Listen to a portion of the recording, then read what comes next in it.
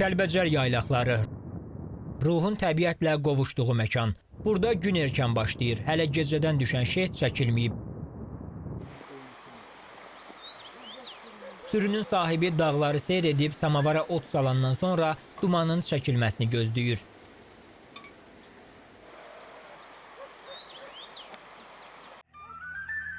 Uca dağların qoynunda boya başa çatmışam mən.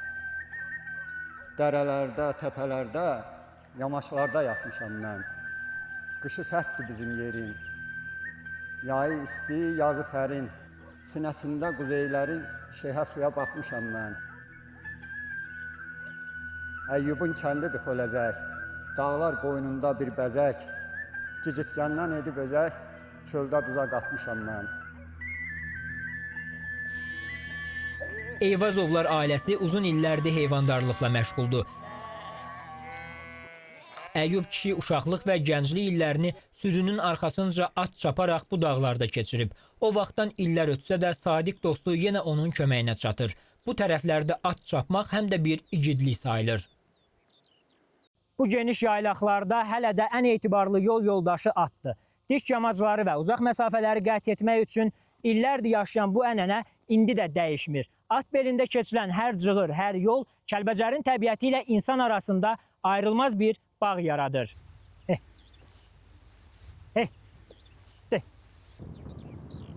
Soyuq və sərt qışın ardından gələn günəşli yay mövsümündə sürülər yenidən dağların qoynundakı uçsuz-bucaqsız yaylaqlara qalxıblar.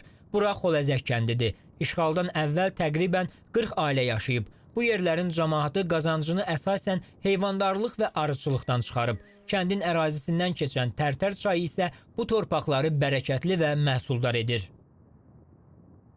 5 ildir gəldik bura. Təsərrüfatla məşğuluq, qoyunçuluqla. Elə əvvəllər də bu kətdə qoyunçuluqla məşğul idik də, belə özümüzün xüsusi təsərrüfatımız var idi. Gəlirik belə yaylayırıq, qışda aparırıq. Mən Goranboyda yaşayıram aşağıda. Goranboyda saxlayıram qış mövsümünü. Ancaq yazla may ayının axırı gəlirik bura.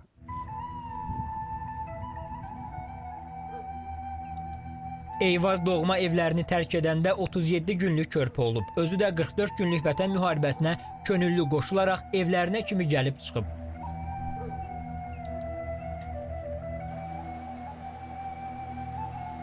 O günləri xatırlayanda səsindəki həyəcan, gözlərindəki sevinc açıq-aydın sezilir. Son 5 ildir ki, o da atası ilə birlikdə təsərrüfatlarını yaylağa gətirir. Kəndimizdə gördünüz, dağıdılmış, uçurulmuş evlər var. Ümumiyyətlə Kəlbəcərdə bütün evlər bir-birinə oxşuyur. Onların da bir dənə oxşar cəhətləri var ki, dağıdılmış.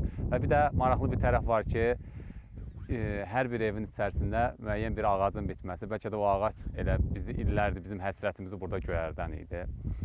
İşğaldan azad olunan bir gündən biz gətiririk təsərrüfatımızı burada saxlayırıq. Həm təbiət zəngindir, həm özümüz üçün əlverişlidir, təsərrüfat üçün əlverişlidir. Əvvəllər aran zonasında əziyyət çəkdiklərini deyən fermerlər indi geniş örüşlərin, bol sulu çayların əhatəsində rahatlıqla dolanışıqlarını təmin edirlər. 93-cü ildən sonra bu Kəlbəcərdəki biz çıxdıq, işğal olundu Kəlbəcər. Biz çox əzab əziyyətlər çəkdik. Həqiqətən heç xəyalımıza gəlməyən əzablar, əziyyətləri çəkdik. Amma bu günləri çox rahatıq. Heyvanımızı da rahat saxlaya bilirik, təsərrüfatımızı. Çünki bizim dolanışığımız bu təsərrüfatımızdır. Bu günləri biz ondan yararlanırıq. Biz bu günlərin o təsərrüfatımızdan istifadə edirik. Yağından, südündən, pendirindən, ətindən. Bu yerlərin özünə məxsus ruhu var. Sadəlik, səbir və zəhmət. Yaylaq insanının həyatını məhz bu keyfiyyətlər ifadə edir. Burada hər yeni gün zəhmətlə başlayır, dağların qoynuna çökən sükutla başa çatır.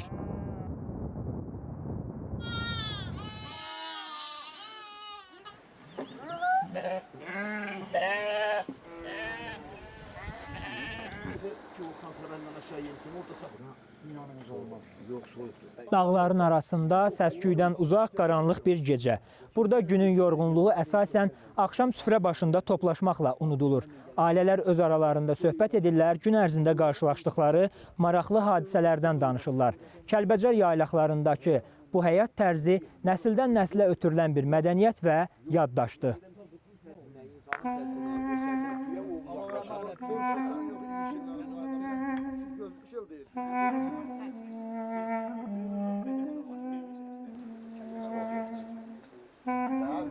Qasım Xuluflu, Rövşən Kəlbəcərli, İTV Xəbər, Kəlbəcər.